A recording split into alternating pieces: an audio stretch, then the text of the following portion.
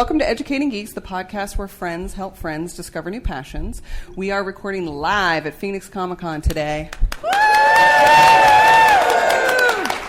It's Sunday, June 8th, and we are in room North 227C with these fabulous sleepyheads who have decided to join us. Our geek hosts for the day are Sarah, Devon, Alice, Andrea. And Devon is a guest host. Sarah, Andrea, and I are regular hosts on the podcast, and Devon is joining us as a special guest. So tell us a little bit about yourself, Devon, and why this was an especially interesting topic for you. Well, I've been teaching literature for 15 years. I've been teaching at high school and also the college level. And this topic was just with all of the different narratives that are built into the show and are brought into the show and mashed together with the show, it was a topic that was near and dear to my heart. Excellent. So the premise of the show, if you don't know, is that at least one person on the panel has not experienced whatever geekdom thing is going to be talked about. And then the rest of us have, and we discuss the newbie experience versus the non-newbie experience.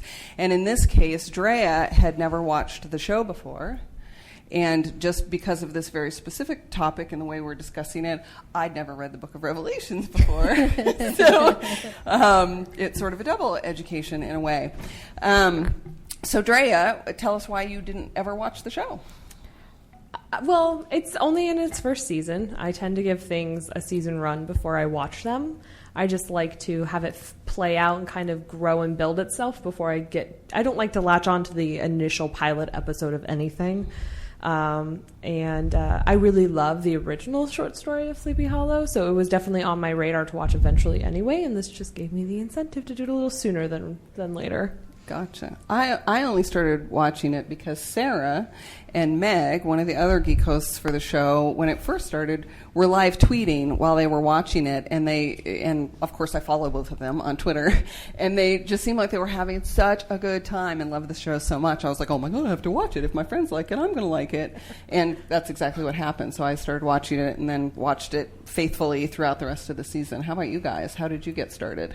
I have an obsession with fall TV shows, and Hulu has a great thing where they round up all of their fall TV preview, and I was like, Sleepy Hollow, that's like a 50-page book. Like, how are they going to turn that into a series arc? So I just put it in my queue, like, okay, when the pilot comes out, I'll watch it, whatever. And then I watched it, and I was floored with the direction that they turned, because it was completely unexpected, totally clever, and then I got him into watching it with me.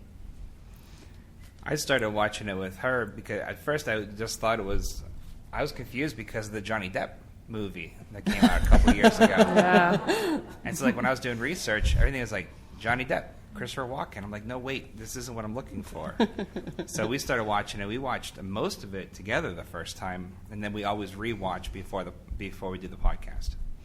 Exactly. So we wanted to talk about primarily how it ties into the literature topic. So the original short story, and then obviously the undercurrent of the Book of Revelations that is so prevalent in the story. So guys, why don't we start with the original short story, which I will confess when I read it, I'm just going to say it. Oh my God, this is so boring. And I was like, give me the Disney cartoon any day of the week. When I reread it, I kept tripping myself up on like the archaic big words. So I bought it for my Kindle or for my iPad so I could click on the word and figure out what it meant.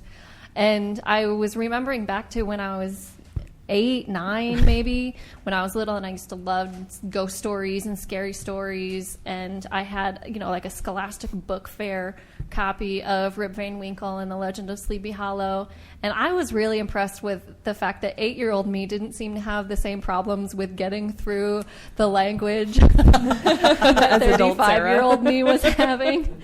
And I ended up just switching to an audiobook so that I didn't get tripped up on the words, bog myself down in the details after Devon's suggestion, because that's what he did too, and I found it a lot easier to consume in audiobook form. Well, and you were coming at it, you knew you needed to talk about it, so you're like, I have to understand this. I have to understand this. Yeah. I had to fight the temptation to just skip over large sections of it because it was boring Should've done me the so audio. much. The audio was a lot easier. I listened to it as well, though, and I also found that horribly boring. But it might have been the reader. You know what I Yeah. mean? Some readers suck, and then some readers are really dynamic. How about you, Devon? When was the first time you ever read that story? I've taught the story. I've taught Rip Van Winkle and I've taught Legend of Sleepy Hollow in the high school level. So when I started listening to the audio in a recent car ride, which actually I have a 9-year-old who immediately fell asleep in the back seat, like, this is terrible. It's her Oh new my God, I'm a Alice. 9-year-old. We had done the abridged version in school. It was something that I remember using in my classes. So I was familiar with that narrative for sure. So then, having such experience with it as an instructor, talk to us a little bit about where you saw the parallels, where they sort of remain true to the original story, just in terms of character or even spirit, storyline arc, or whatever, and then where you really they obviously deviated, as we all know they did. But give us a rundown. Okay. Well, part of it, I think Ichabod Crane is more the Tom Mison Ichabod Crane, which is in the who he is in the show. The idea of him being asleep for 250 years, and it's not actually 250 years, but we'll get to that later, is more Rip Van Winkle. Yeah, that's true. Minus the huge beard and everything. Right. So I think they played a little bit of both of those things in Irving, just kind of using those stories as a jumping off part, and also going into the Bible as a jumping off part for the story. I think that's kind of where they began with the narratives. Right, and so some of the differences, I know you talked about Drea, is certainly Katrina, Yeah. right? Because in the original short story, she's the unobtainable rich girl, right? That he's rooming with the family, and Ichabod has the dream of being able to attach himself to her because it's going to bring him wealth and comfort. And of course, in the show, he does marry Katrina, Right. and that her. is different. Well, and he's the nobleman, comes from the Right. the She's higher status not. family, and she's the Quaker and the lower standing, and it's not in his best. It's in her best interest to marry up, not his. Right, Yeah. sort of the reverse situation. How about right? Because there's the whole the bully crew, right? There's the guys that run around on their horses and are sort of the brash boys, the bad boys of the town, and stuff like that. Did in you the feel like original- those were represented in the television series? Well, they are in terms of Abraham, in terms of Brom Bones, because he's in the TV show, he becomes the best friend. And as you know, having entered the room, we're going to spoil everything Yeah, we do for spoilers. Oh, Like, sorry. So hard. Yes. I'm So if you sorry. don't- So want okay, spoilers. let's stop right now. How many of you all have watched the show all of season 1? Okay, so that looks like more Has than anyone half. not seen Seen it all the any way of it. through and is going to cry tears when we ruin it for Just you? Bree. Bree's Okay, the but only she's one not going that to hasn't. cry. But Bree Okay. spoils herself on Wikipedia anyway, so we're fine. We're good. We should be Okay. besties. Yes, Bree. we should have mentioned that. Thank you, Devon. So in the TV show, Brom or Abraham starts as the best friend, who in the Fox TV show He's the steals, romantic rival. He is. Yeah. And he steals Katrina. Ichabod Crane steals Katrina from him and wins her Right. in the end in the show. Well, the idea of him stealing her, first of all, she's not an object to be stolen. And Yeah, it's her choice. Yeah, Yeah. he happened to be a better suit for her preference. True. They also made it very clear, or at least he tried to make it very clear, he did not do it intentionally. It was merely done because it happened. Yeah. Do you- That scene right Do when you he think becomes part of it? Do you think part of it? Katrina picked him partially because she knew who he was going to be. from Could the witchy witch aspect? In terms of him being the witness, did she identify maybe she identified that as George Washington had? Or does he become the witness because of his involvement with those Yeah, individuals? I don't know. Wouldn't that be the other thing? I don't know if he ever wasn't the witness. Well, What do you think, Sarah? I think he always was the witness. I think Okay. that I can't remember where in the timeline, because I think they play kind of fast and loose with history. So they're like, oh yeah, this happened during the Revolutionary War, or if you look it up, it actually occurred 4 or 5 years earlier. Right. So they do kind of portray historical events in an inaccurate order. But I do feel like, as far as the story, the order of historical events was that he was identified as this, or involved even tangentially in this whole big George Washington thing, and then he met Katrina, and then that kind of solidified it. But it was kind of she was a step along his path anyway. Right. And I don't like predestined things. Like, I don't like to believe he was predestined to be the witness. Like, and even personally, I don't think he technically is the witness, but that's a whole different thing. Oh, let's talk about that. Yeah.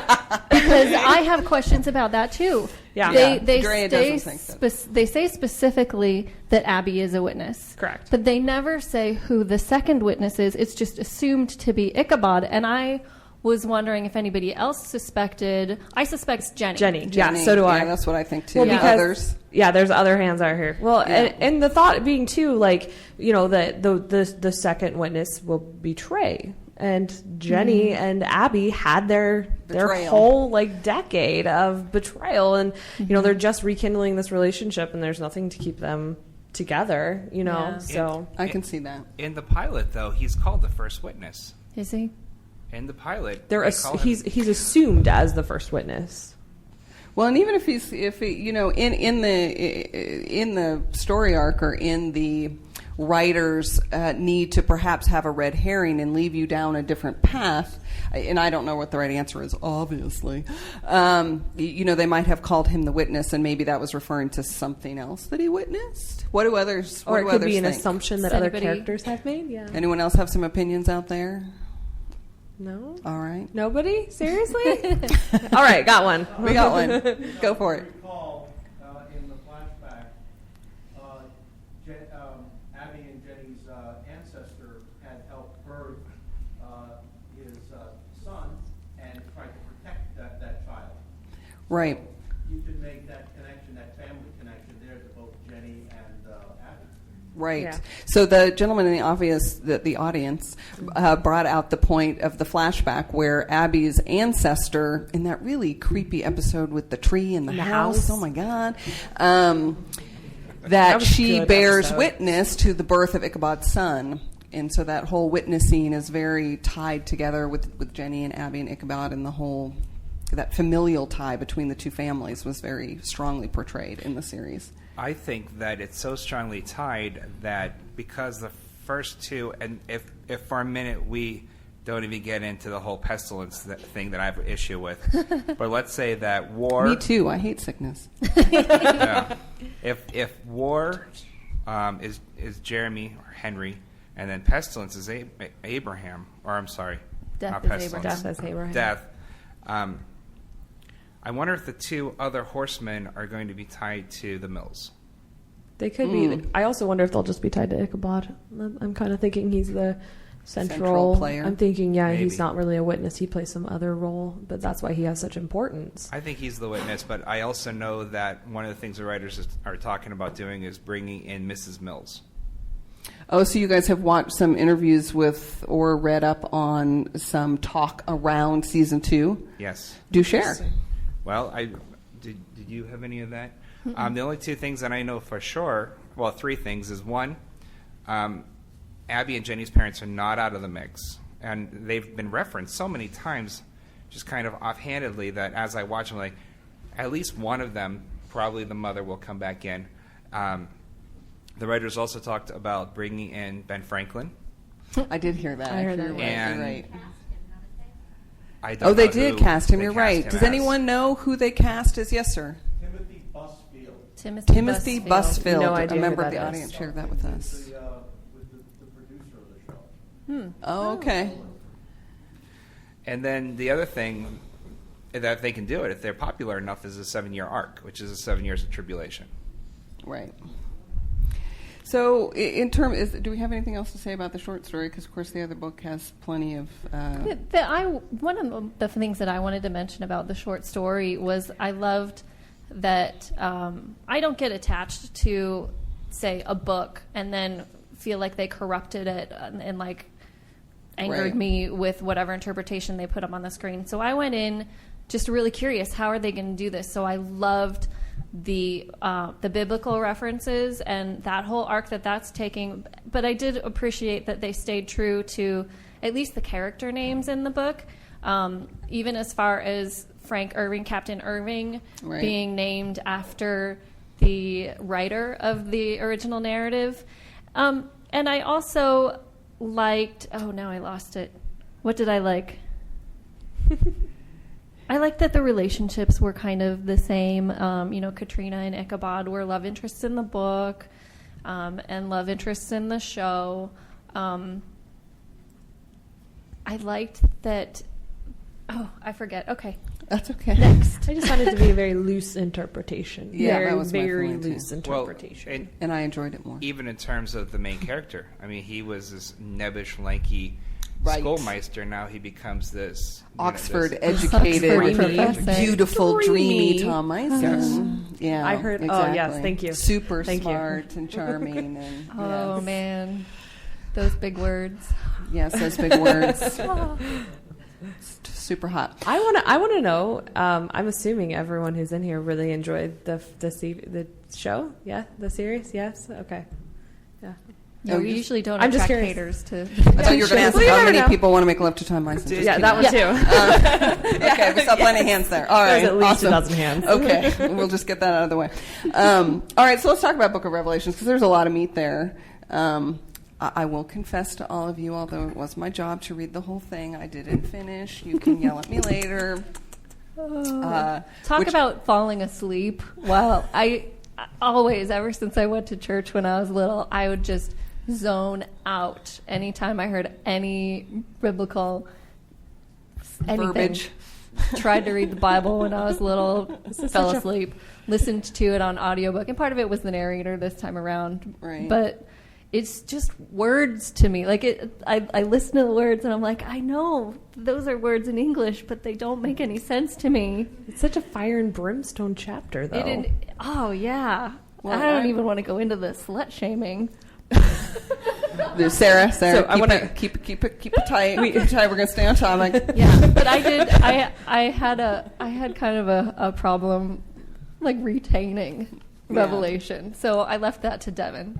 He's our lit scholar. So He's our go. lit scholar. So So one of the things that I wanted to ask Devon to do, because he is a lit scholar, and it can't be me. I was born into an atheist household, and I've remained one all my life. So this is all very the biblical aspect of the story was all very new to me, except for the stuff that gets carried over into our pop culture anyway. You know, I mean, obviously I'd heard of the Four Horsemen of the Apocalypse because that shows up in a ton of other stories, but can you give us a rundown, or you, Sarah, or you, Andrea? I'm sorry, I picked on Devon specifically, but, you know, sort of the history of the villains, you know, Moloch and the Four Horsemen and all of those guys. Moloch is the character that Sarah wanted to talk about. He appears throughout the Bible, even as far back as the Old Testament. So he's not necessarily, I can't remember if he was mentioned in Revelation or not, but I did find that interesting that they didn't just reach into Revelation for, you know, bad guys or this mastermind.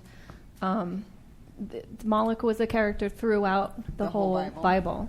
It was interesting because I couldn't remember any specific Moloch references, but the chapter itself, its development and creation is interesting, not just the stories themselves. When I was reading up, because I didn't want to sit there and read the whole chapter of the Bible, I'm going to be honest. Also not appealing to me. I've done it when I was a kid. I don't need to redo it again.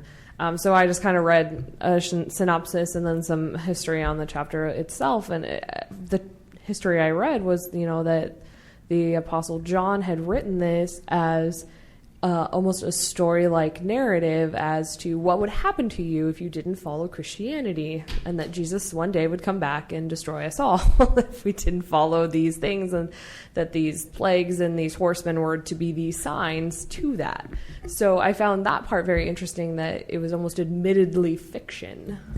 So are the big bad and the baddies who are connected with the big bad that are portrayed in the television series, are they related in the Bible in the same way that they're related in the TV series? Not necessarily, because where was the Sandman from? The Sandman, wasn't he... Mohawk? Wasn't he a Mohawk? He was a Mohawk legend, so Mohawk. not He's all. a Native American legend. Not all of the. Not everything is being pulled from the Bible, and even those things that are the horsemen. There's a lot of liberties being taken. I mean, even the way they show up and who shows up when. So tell us more, Devon. Well, Sarah and I were looking up this information before. In the book of Revelation, and there's no S on this word. A lot of people think there is. And even in the show, they were criticized for that in early episodes and actually said, oh, sorry. And then later when they used the name again, they dropped the S. It was conquest was first, and then war, famine, and death in that order. But most of the time in the show, we focus on the last Death horseman. is the one you Death. Death. which is the first one who predominantly appears. Because if you go back to the Roanoke episode, pestilence is actually first. And he's the samurai-looking He one, is. right? He's the one that is. goes to the village, and the well Right. is the thing that cleanses Right. them of the veiny disease. And he bothers me that he kind of showed up and he's there for a little bit and then he disappears. And did anyone go to the other Sleepy Hollow panel yesterday?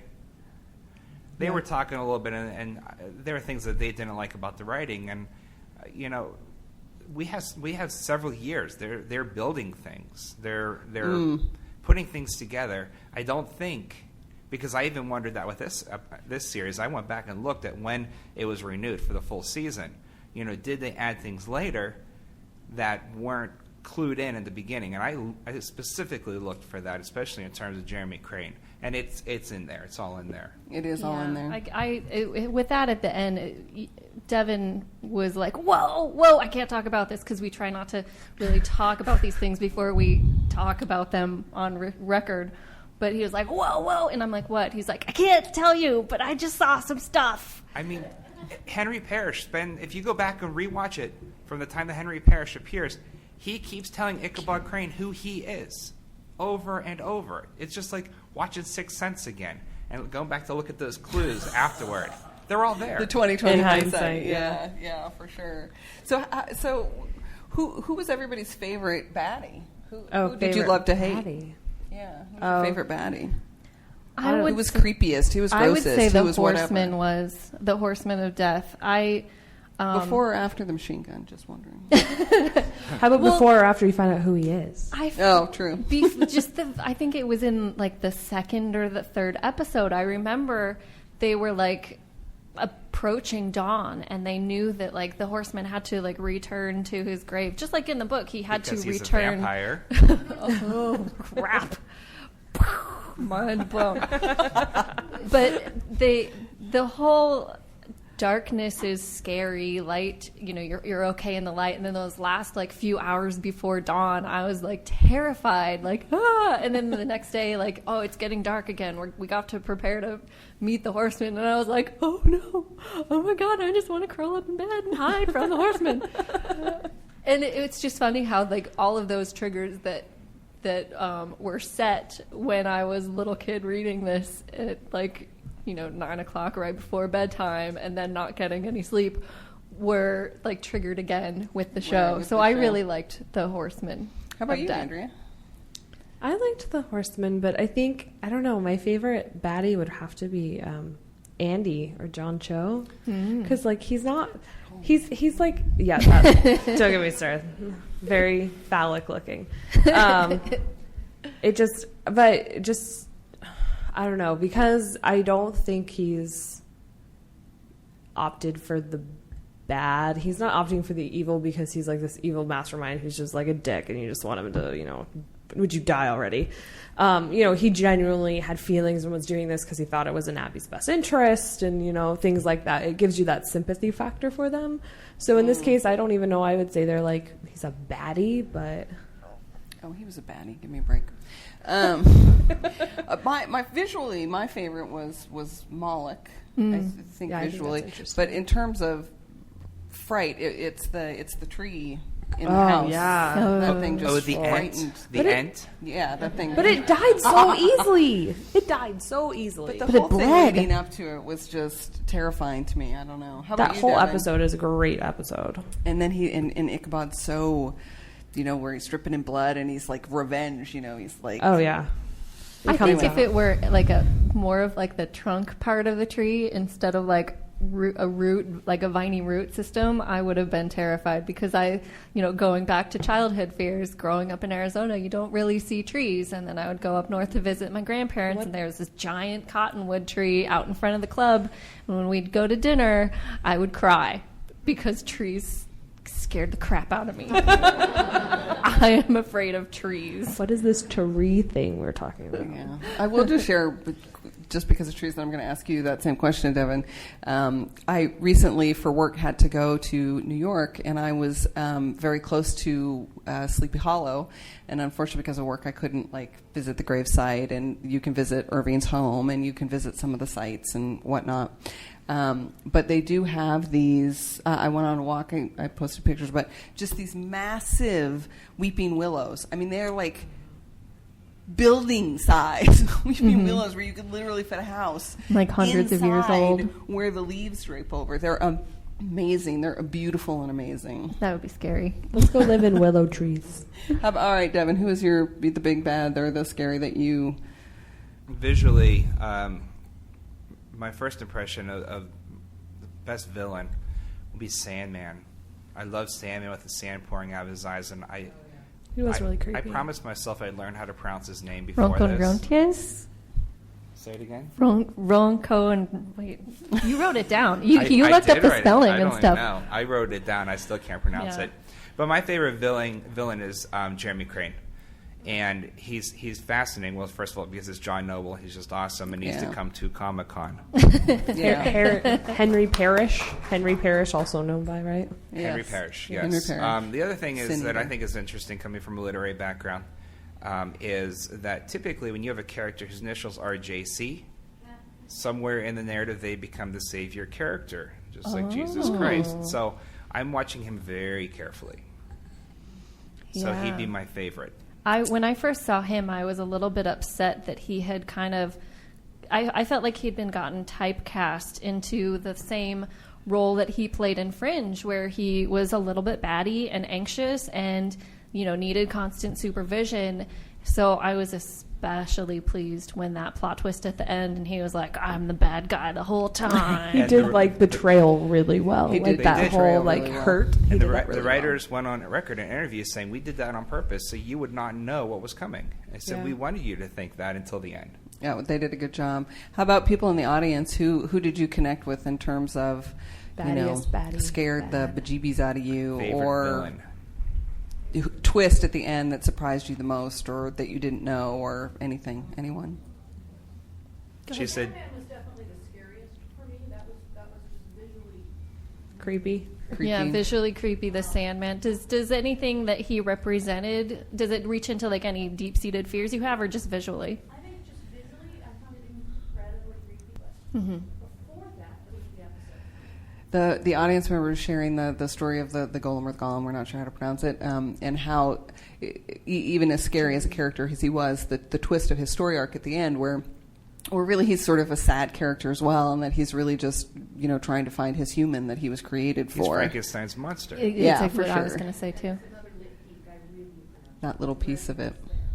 Nice. I think I really enjoy the fact that there's this overwhelming story arc with the Four Horsemen and the end of time and Moloch and stuff like that. But they also seem to hit the monster of the week thing occasionally as well. Yeah, They do. They and did that pull that really in well. very nicely without detracting too much from. I mean, they still, it was Jeremy's doll that came to life and became the golem, and it was other people involved with the Sleepy Hollow investigation or the witness investigation that saw this Sandman. So I like they're tying it all together and keeping us on our toes and not focusing too much on the biblical aspect and just these four bad guys, and they're giving us these really visually stimulating, horrifying things. I found at the end of episodes, I would be just thinking, this is a great episode, and then all of a sudden I'd be like, the Horseman wasn't even in it, and it was still just a great episode that worked. Yeah, They for did sure. a really good job of interweaving Monster of the Week plus mythology without calling attention to, this is a Monster of the Week episode, this is a mythology episode. They weren't standalone, but they still flowed. Yeah, I totally agree. How about the ties in from just the modern world? I mean, we have Tom Mison who's been asleep for not 250 years apparently, but is coming to the modern world. Favorite one so far, and I'm sure there's wonderful ones. My favorite one is when he's all up in arms about the donut holes, and he's like, "There's a 10% levy on baked goods," and I'm like, "Well, yeah, and donut holes are delicious." So, but that was my favorite. Or whenever he's looking at the phone and he says, close parenthesis, and then he turns it sideways and sees the emoticon. Yeah. My favorite was when he was talking to the North Star advisor that unlocked the car for him. And that was really good. Just go into the episode hearing him just talk about, like love, giving love and advice everlasting love, and you think it's just voiceover. But it's not. He's sitting in the car, actually moving his mouth. And then you hear somebody crying, and you're like, wait, what is happening? And then he's like, thank you, Susan from North Star, for unlocking my car doors. That was really good. He does not have that much success later with Siri when he tries to do the same thing, though. Yeah, no, Siri is not so passionate. How about people in the audience? Yes. I loved when Abby explained baseball to him about how that was the American spirit, and they got fired up about it, but nothing even happened. When he explains that it's dumb, and then she tells him why it's so cool. Yeah, that was an awesome one. Yeah, that baseball scene was pretty cool too. Yeah, thank you for you sir. Yeah, that he complained that he had a flip phone and he wanted a more up-to-date. Yeah, when Ichabod was complaining that he got the crappy phone and then she's got the smartphone. And then Abby's like, if you can successfully call me, you can. If you use it, I'll get you one. And then he had also figured out how to use the modern man. Right. The remote control for the about you? TV. First met Abby, he's like, "Oh, you're free." Oh yeah. I take it you've been emancipated. When Ichabod's talking about He's like, I was for emancipation. Yes. I was all for that. Yes. I'm happy for you Hysterical. people. I'm surprised nobody talked about the skinny jeans. That was right. The skinny jeans thing. And he's like, now I know Me the too. apocalypse is upon us. Someone in the That's audience right. feels the same way about Yes. skinny jeans as Ichabod does. Abby has put sticky notes everywhere in his. Yes. Oh, The that's sticky right. notes in the hotel room that explain everything, how the shower works, and The coffee maker. push this to make coffee. Looks great, right? And he goes, No. Yeah, I he loved changes how, very quickly. I loved how he finally did get new clothes. But he got Right? it from 'Cause you're like, the man's got a revolutionary smell, right? reenactment. Oh God, I know. One more over here. I think just in general, watching him interact with anything in the modern time, Yeah.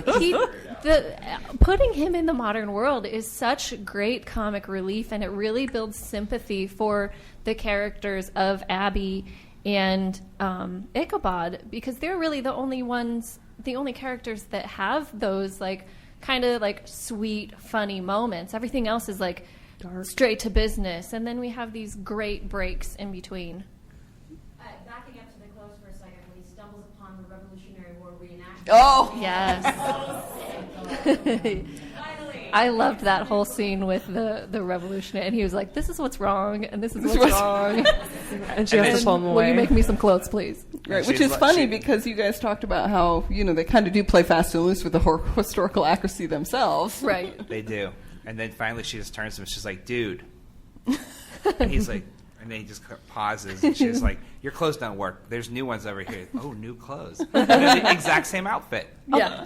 I find it all very funny, but I do find his acceptance of what has happened to him a little unbelievable. He's a little too okay with it. No, I'm too as quick. somebody that watches a lot of time travel and supernatural typey stuff. I am so over the whole taking a whole episode to just get used to the fact. If it were to happen to me, I'd wake up in revolutionary America. I would be like, oh, okay. I wouldn't waste any time, and I wouldn't, if I were a writer, I wouldn't waste the audience's time either on that whole denial bargaining phase of the acceptance of the fact that you just time traveled. Did anyone else think that whenever he first was being told, when he was first being interrogated in the police precinct, it felt very much like Michael Biehn in Terminator 1, where he Right. sat down and kind of explains that where he's come from. It felt the same way. There were several scenes in the entire season where there were these jokes to other pop culture things. Well, and you then know. Jenny kind of like the white tank top and she had a white tank top Yeah, in she- one. she- Yeah, and Sarah then like Connor, Sarah just Connor. like She was yeah. Sarah Yeah. Connor, just getting ready for the war. And then- Devon, you were I'm sorry. Well, whenever they met, when they met the Native American guy, so they could go. They Yeah. were looking Shaman. for, and The he's shaman. like, "Do you want to buy a DeLorean?" Well, and you pointed out the fact that John Clancy plays the mentor cop, who was, of course, in the original in Highlander In movie. Highlander, there can be only one where you chop people's heads off, right? So they, And his head Some gets likes chopped off at the decapitation. very end, but in here, Sheriff Corbin's head's chopped off at the very beginning. Yeah, there were a lot of great stuff like that. Yes, ma'am. Well, I mean, that's what Steph's being Yeah. where he missed that kind of vibe. Yeah. So, I wanted to say. So there's still a little bit of that in there. yeah, so she's talking about the Roanoke episode, and that you can tell through Tom Mison's acting that he misses his own time. And he does jibe Abby sometimes when she's giving him a hard time. And, well, what if it would happen to you? How quickly would you be able to do these things? So I just hope it continues little bits through there, so you're reminded that he hasn't like just okay, I'm fine with this now. And Yeah. I There are- agree. I don't want to waste a whole episode on that, but a human aspect to that is, you have been completely uprooted and given this obligation that you didn't ask for, and he's very, very accepting of it. And maybe it's just a different time and a different place. Maybe back during the Revolutionary War, like you just did your duty, and maybe that's the difference too. well, I know one of the things that we all... Oh, yes, ma'am. Did you want to... Actually, the mythology of Roanoke predates his time. I know that's right, the playing fast and loose And with that's the time why I frame. said about you know. Pestilence being the first horse, because those are the 1580s. So he actually came before Yeah. Abraham's horse. Someone mentioned We have that. another question up here in the front. Oh, it wasn't a question. I was just going to make a comment on the gun and you fire off one. Yeah, that was so funny. The one round gunshot. Right. The firing Doesn't of have one bullet, and then he's 25 like, mag it's- on his, He's Glock like, 25, right? I fired it. Or when- There's many more rounds. Or whenever they call him Captain America, and he just kind of looks at him in the pilot, and has no idea what they're talking Nobody about. gets the joke. Which is another pop culture character that is like kind of taken out of his time and very lost in pop culture references of modern times that he was kind of like woken up into. No one mentioned the Starbucks one. Oh yeah. Where he's Yeah. like, there's a Starbucks. Well, there's another one over here. Is there a quota we have to have on every corner? Like, I don't know, Starbucks. Is there a quota we have to have on every corner? Well, it was fun because I think during your notes, so one of the things we do is we watch separately, we make notes, then we share our notes so that we can prepare at least thoughts on what everybody else want to talk about. One of the things that you put in your notes, which I thought was interesting, is that you saw a lot of ties between current socio-political commentary happening and how it gets played out. And what I saw when I read that was what you just talked about, and how Ichabod and his foreignness, in this case through time, is calling out things about sort of maybe perhaps ridiculous things that happen in the modern world around taxes, for example, or Yeah. other such things. He tends to just anything that wasn't, the development. And there was one he mentioned, I don't think that's what the forefathers intended when they wrote the Declaration. And I cannot remember what he was referencing, but I think it was the right to bear arms. Yeah, he was like, this is not what they intended. They knew this could be a quandary at some point, But yeah, he gets to kind of come in with that 250-year break and say, what did we do to this world? And he's surprisingly progressive by modern standards. Yeah, for sure. And he was an abolitionist, and he was pro Native American rights, and I really liked that. Everybody talks about like the old days, and they in a lot of pop culture and in a lot of society they make it sound like it was a lot more conservative, and then here's this voice that's a little bit different from what we're used to hearing. I'm also thankful because, he comes from that, and he doesn't bring a racist perspective, and he doesn't bring this sort of, anti-feminist perspective either. Like, he comes in, like you were saying, very, very progressive, and they easily could have not done that with his character. It would have been Very a very different show. It would have been a very different show, right? Yeah, it would have made the show about him not fitting in, and then they wouldn't have ever gotten past any of that. And I'm glad that they did. Yeah. Also, on the feminist issue, there are a lot of nice ladies, nice, strong ladies in this show. Oh, yeah. absolutely. This passes the Bechdel test with flying colors. So do people in the audience know what the Bechdel test is? Does anyone here know what the Bechdel test is? Yes. Yeah, so we have a few hands. Okay, so for those who you don't, very impressive. Who you don't, it's was done by Bechdel, who does a comic called Dykes to Watch Out For, and it's a comic in which two women are talking about what they want to do for the evening, and one of them says, "Hey, do you want to go see a movie?" The other one says, "Well, it's kind of tough for me because I have 3 rules when I go see a movie." And she goes, "Well, what are they?" She says, "Well, rule number 1, it has to have at least 2 women in it. Rule number 2, they have to talk to each other, and rule number 3 is they have to talk to each other about something other than men." And it can be like it can't even be like a son, love interest, family member. It just cannot be a man.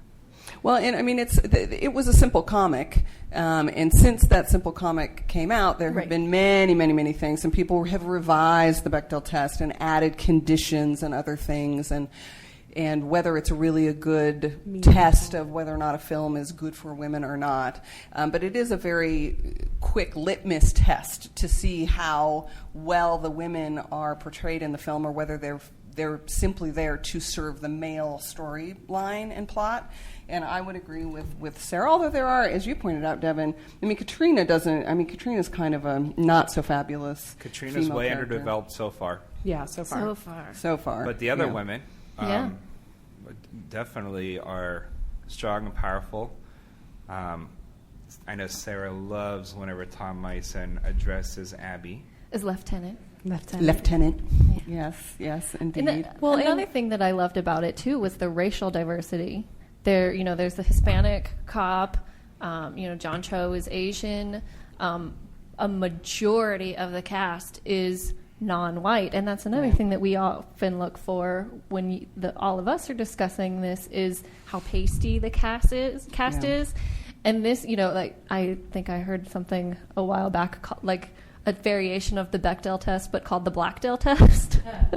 And this passes the Blackdale test because you have black characters talking to black characters about non-white characters. Yeah. Totally awesome. So the flip side of that, however, I would say is behind the scenes. Right. Because there are not very many women at all who have anything to do with running this show. I think maybe a couple of women have written a couple of episodes, and that's about it. Yes, sir, in the back. Or, I'm sorry, I shouldn't have genderfied you. Person in hat, in back.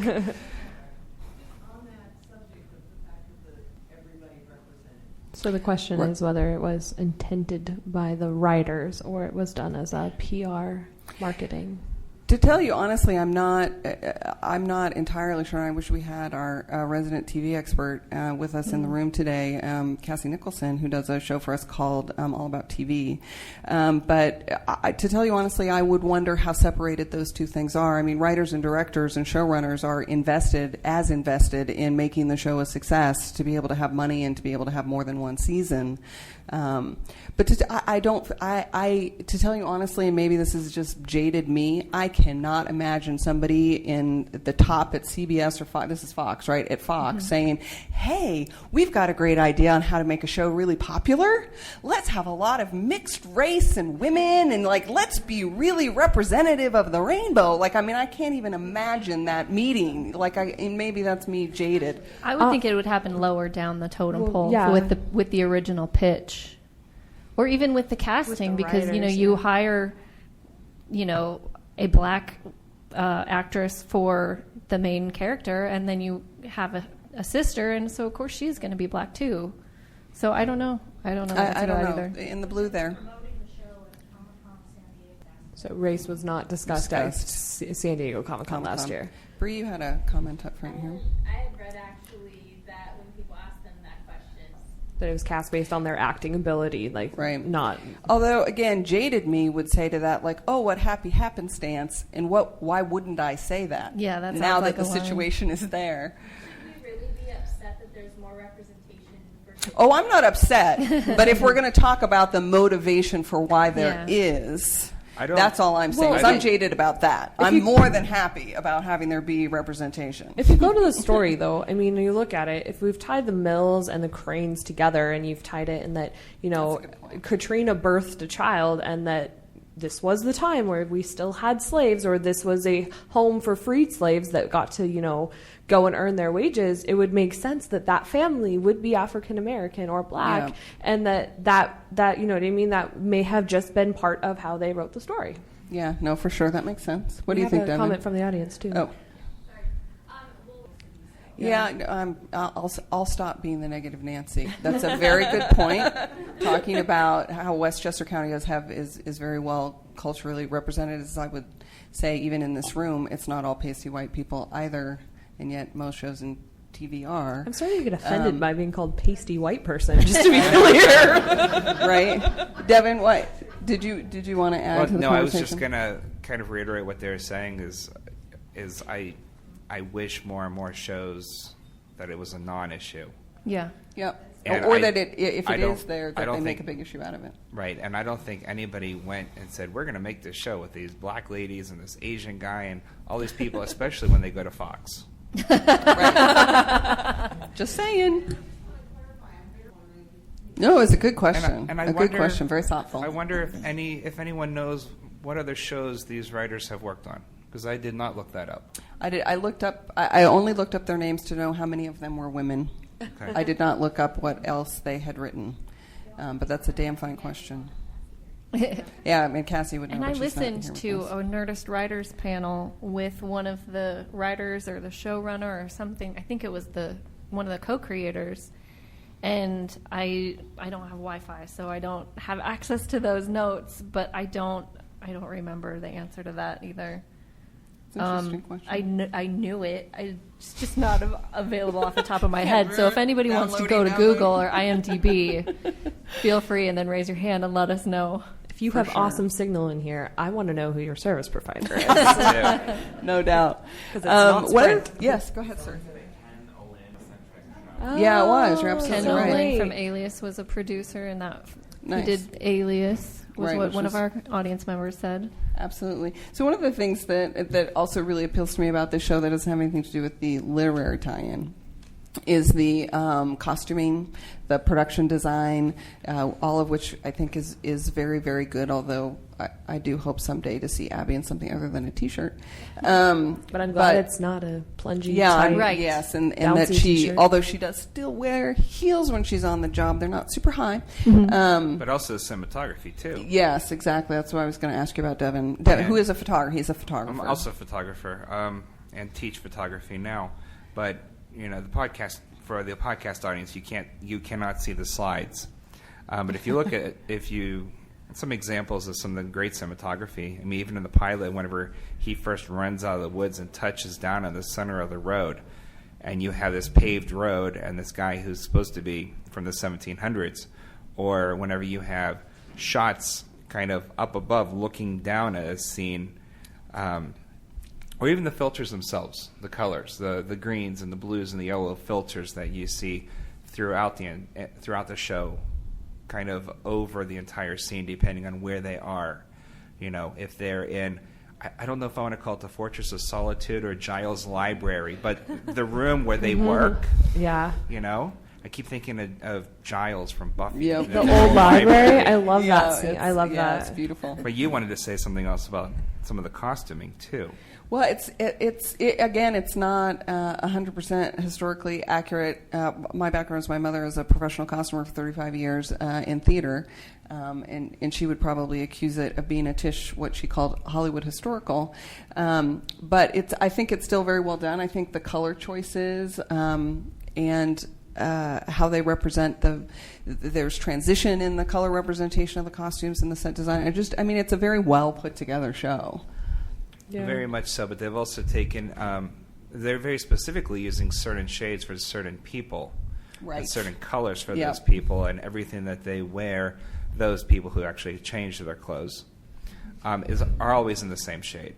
Right. What did other people really like about the show in terms of those aspects?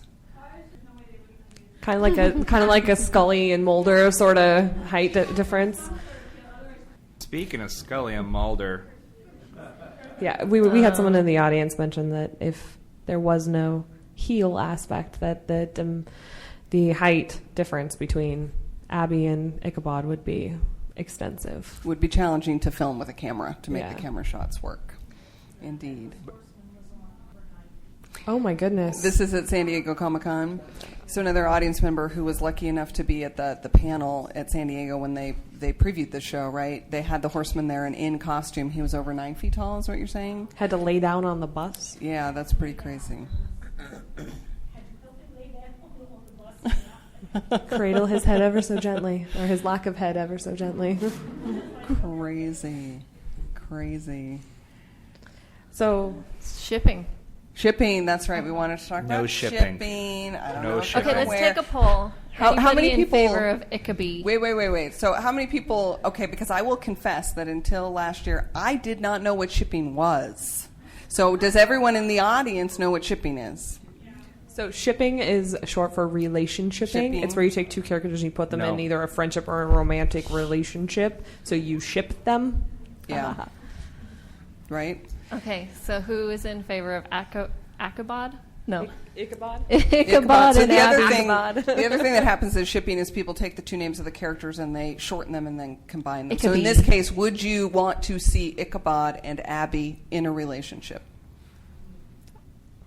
There are some Six hands out people. there. There Six are some people. hands up. Okay, so I for wasn't the, raising my hand. I was just demonstrating how to raise oh no, hands. I totally would. So for those of you who are vehemently against, Me. Yes. He's married. He is married. He's married. His wife had a baby.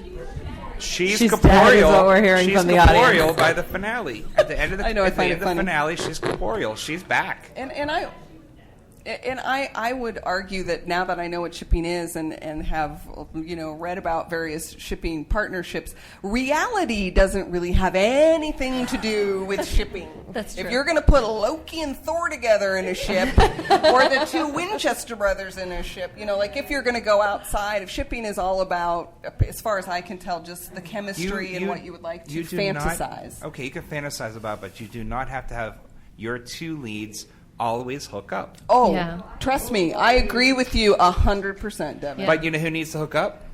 Oh, do tell. Jenny and Irving. Yeah.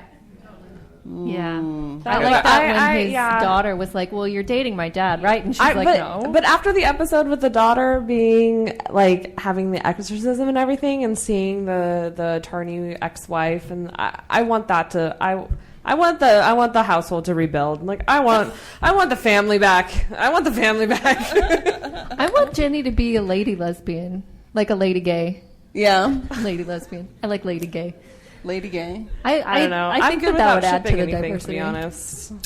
Yeah, The I one think thing that shipping bugs is me fun. about Jenny is her eyebrows. Oh my gosh! Nobody in an insane asylum has eyebrows like that. But Jenny is my favorite character by far. I like her. So how are there any ships out there that anybody cares about in this show? No. Besides Abby and Ichabod, all right. All right, fair enough. So the other thing that we always yes, ma'am. Actually, yes, I do care about Ichabod and Katrina. I think we both separated by time. I You really want them to get back together. Yeah. I would. No, I hear totally you. ship I can feel even- it. Ichabod and Katrina too. I don't need romance in my TV. Even in the finale. Oh, I don't whenever- either, but in I the feel finale, so. whenever he hugs Abby before she goes into purgatory to replace his wife, like Katrina kind of gives him this look, like, "What are you two doing?" For sure. So the other thing that we do on Educating Geeks for every single podcast that we do drinking game rules because we're ladies who like to tie one on.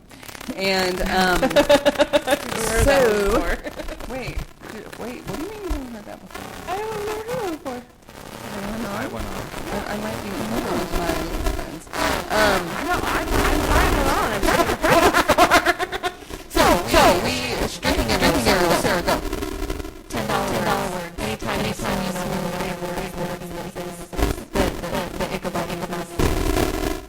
Every time Jenny waggles her eyebrows in skepticism. Every time he calls her lieutenant. Every time Captain Irving, you're just like, dude, what are you doing? I wasn't sure if he was a good guy or a bad guy. I We like still At the that they made beginning. him a good guy, though. We I still like that don't they know. brought him on Team Ichabod. Team We'll see. Ichabod. Yeah. How about every time the show teases us with cutting or shaving Mison's hair or beard?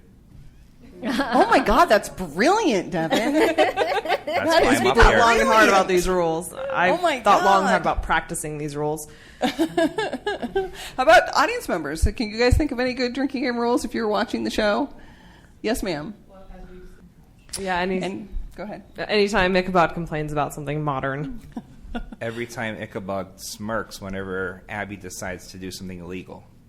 I think we should just call this the Devon Show. Just keep going, Devon. Oh, I only had 2 or 3. Oh, there's Hey. Really good. Every This time is you the see the first time he's horseman, come take up. a shot. Yep, every time you see Every the time. horseman. This is the shot. first time that Devin's come up with drinking game rules, so he's doing pretty good. Yes, he is. Is there anybody else out there that has any? Yep, Every time Andy switches sides, That's a take a good one. drink. It's a good one. that's a good one. Do you have any more out there? Every Yeah, time that's a good Ichabod one. corrects historical facts. Like in the Midnight Run episode, whenever he goes to the yeah. We museum wouldn't and have said fights the with British the guy. are coming. I The have regulars are coming. the regulars, yeah. Yes. Waterfall. Every time he goes on a rant, every time Ichabod goes on some rant about something, That's a just good one. keep drinking. I kind of like the idea that if whatever the historical inaccuracy actually starts a fight between people who are watching the show together, then you each have to take a Whoever's shot. wrong has to take a shot. Take a shot. Yeah. One of the things that I noticed in my watching was, because I had also just finished up or caught up to Supernatural, was that there were a lot of similarities. The use of, I mean, obviously 2 shows that are really heavy in biblical lore are going to have a lot of things in common, but even down to like the use of the golem, devil's traps, the 4 horsemen, and the pestilence horsemen, and Roanoke. There was a whole arc in Supernatural with that same premise. So I think that you need to shotgun a beer every time you catch something that you've seen previously on On Supernatural. another show. That you've seen somewhere else. Awesome. Well, if you come up with more drinking game rules, you can tweet them, Facebook them, go to our website, whatever. And like Alice said earlier, this will get recorded and posted, and we'd love to include your extra rules in that. So, And so thank you for joining us today. We've been live at Phoenix Comicon. We have been Sarah. Devin? I'm Alice. Andrea.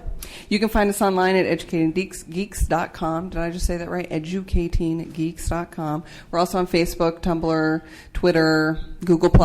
You can find us anywhere. And as I mentioned, this should be going live about mid-August. So find our site and take a listen. Thank you. Thank you all for joining guys. us. I know it's late.